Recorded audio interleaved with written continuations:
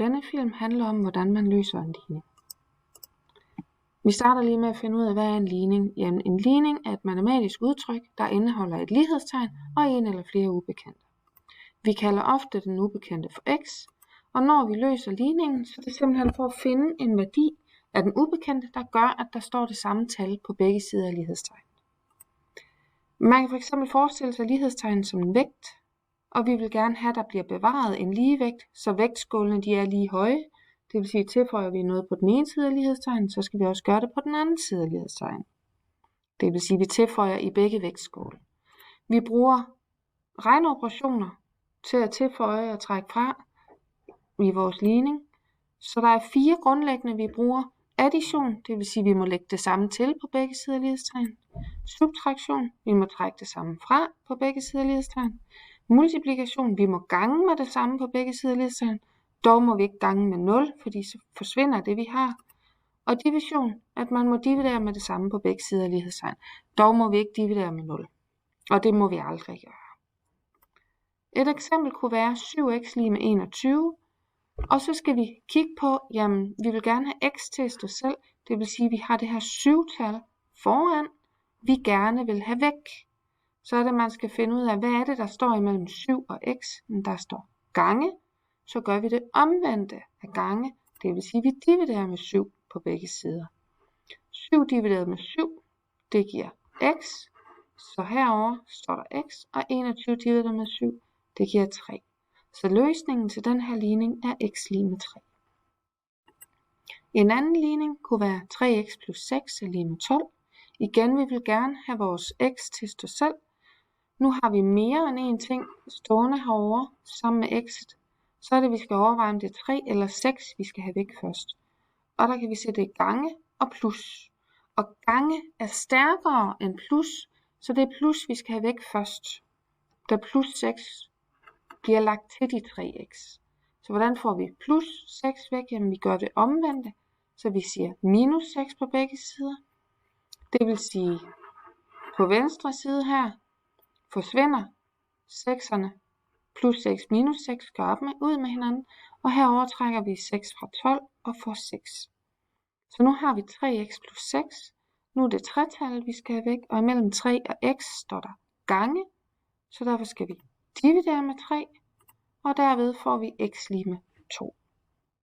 Et andet eksempel er her. Nu bliver de bliver gradvist mere avanceret. Vi ser, at vi har et grønt 2-tal. Det kunne lige så godt have været sort. Grunden til det er grønt er, fordi jeg gerne vil vise noget, når det er, vi kommer ned i næste linje. Men der skal vi jo have ganget 2-tallet ind i parentesen først. Det vil sige, vi ganger det først på x, som vi kan se her. Og så ganger vi det på 4, som vi har her. Det er vigtigt, når vi ganger ind i parentesen, at vi husker at gange det på det hele. Det vil sige, i det her tilfælde både på x og på minus 4. Og så regner vi får 2x og 8. Så er vi igen ude i, at vi gerne vil have både 2 og 8 væk herover. Vi starter med de minus 8. Jamen så siger vi plus 8. Så vi får 2x er lige med 26. Så har vi et 2-tal, vi gerne vil have væk. Der står gange imellem 2 og x, og vi gør det omvendte. Det vil sige dividere. Så vi får x, og så får vi 26 divideret med 2. Jamen det giver 13. Et andet eksempel her, der har vi en bryg. Vi kan se, at nu har vi x herover og ikke noget x herover. Egentlig så er det ligegyldigt, hvilken side x er på, bare den kommer til at stå selv.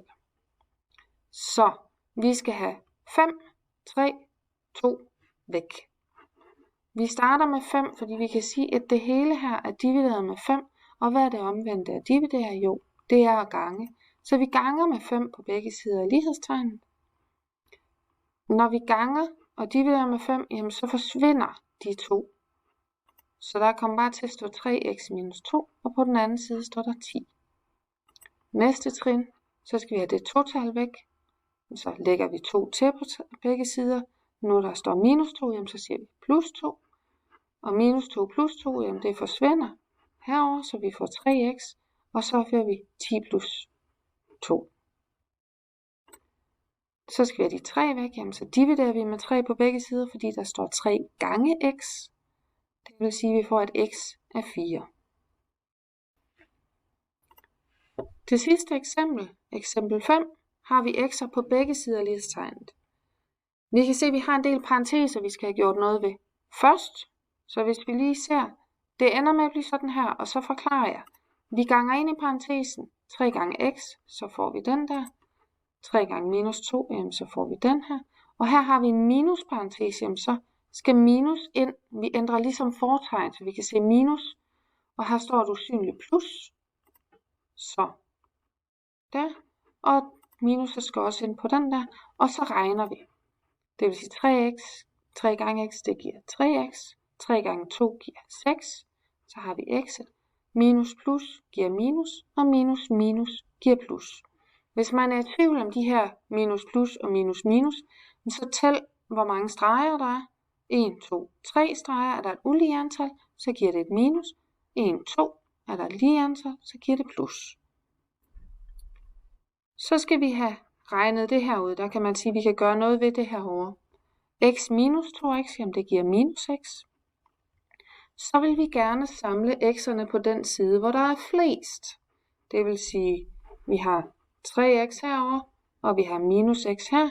Så vi skal have flyttet de minus x herover, minus x, for at få det væk. Så siger vi plus x. Så vi får altså 4x minus 6 er lige med 6, fordi vi får x'et væk herover. Så skal vi have det 6-tal her, og det er minus 6. Når det er, at det er minus, så skal vi gøre det omvendte, og det giver plus.